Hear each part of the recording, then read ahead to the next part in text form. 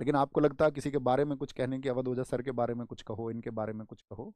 मैं ये कह रहा हूँ कि आप किसी के बारे में मत सुनो, आप अपने बारे में सुनो, खुद के बारे में विचार करो इतनी देर। मेरे जो एक्ट्स हैं, मैं जो जिस तरह से जीवन जीता हूँ, क्या वो सही है या नहीं है? मेरे साथी, आपको दुनिया को शून्य मान के अपने स्वयं के ऊपर विचार करना है।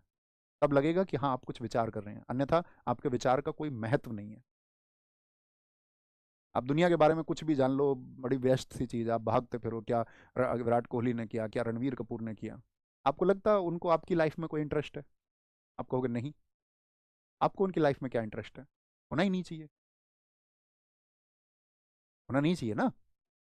भाई आपको तो अपने जीवन के बारे में सोचना चाहिए सबसे पहले। अब आप में से बहुत सारे ऐसे हैं जो शांत प्रवृत्ति के हैं, ठीक है, बने रहिए। कुछ चोर प्रवृत्ति के हैं, लेकिन दिखाना चाहते हैं कि वो शांत प्रवृत्ति के हैं। तो बदलाव तो कहीं होता नहीं। बदलाव होते तो इस दुनिया में, मैं कह तो रहा हूँ कि हजारों लोगों ने बोला ये दुनिया बदल गई होती कब की।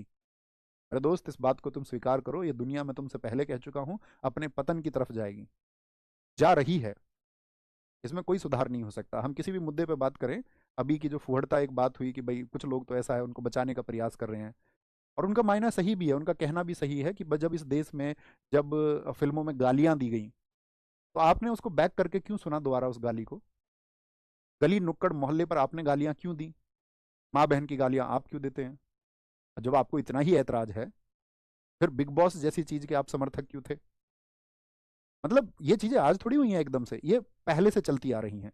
तो चीज जो चलती आ रही है, उसकी स्वतंत्रता बढ़ते बढ़ते बढ़ते बढ़ते एक्सट्रीम पर तो जानी ही थी। जब सरकारें कोई लॉ नहीं बनाएगी, आप कहोगे आर्टिकल 19 अभिव्यक्ति की स्वतंत्रता, और अभिव्यक्ति की स्वतंत्रता में कोई लिमिट नहीं है, तो लिमिट तो सेट करनी पड़ेगी ना। नहीं तो आप क्या दिखा रहे हो? आप कह रहे हैं कि आप पश्चिमी सभ्यता को अपना लोगे, इस तरह से वेस्टर्न कल्चर को अपना लोगे। बोलने के ढंग से, गाली गलौज के तरीके से पश्चिमी सभ्यता नहीं अपनाई जाती है। पश्चिमी सभ्यता, स्वामी विवेकानंद जी ने एक कथन कहा था, मैं आपको बताऊं। उन्होंने कहा था कि यदि पश्चिम के भौतिकवाद और पूर्व के अध्यात्मवाद को मिला दिया जाए, तो एक नई दुनिया का निर्माण हो सकता है। अब उनके कहने का मतलब क्या था जब उन्होंने इस बात को कहा, शिकागो में जब उन्होंने कहा 1893 में? तो उनके कहने का तात्पर्य था कि पश्चिम जो है वो विज्ञान में बहुत आगे पहुंच चुका है।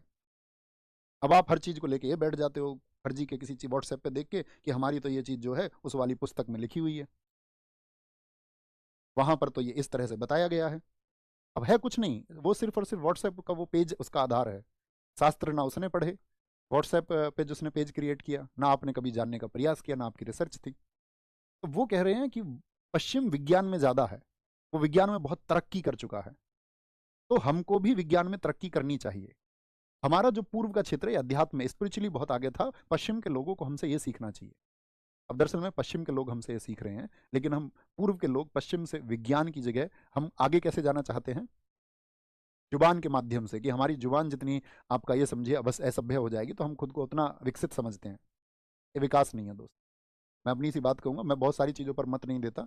आपने देखा होगा रिसेंट की चीज़ों पर मेरे ऐसे लपक के कोई वीडियो नहीं आती कि मैं वीडियो बना दूं। बना सकता हूँ, उसको सुनने वाला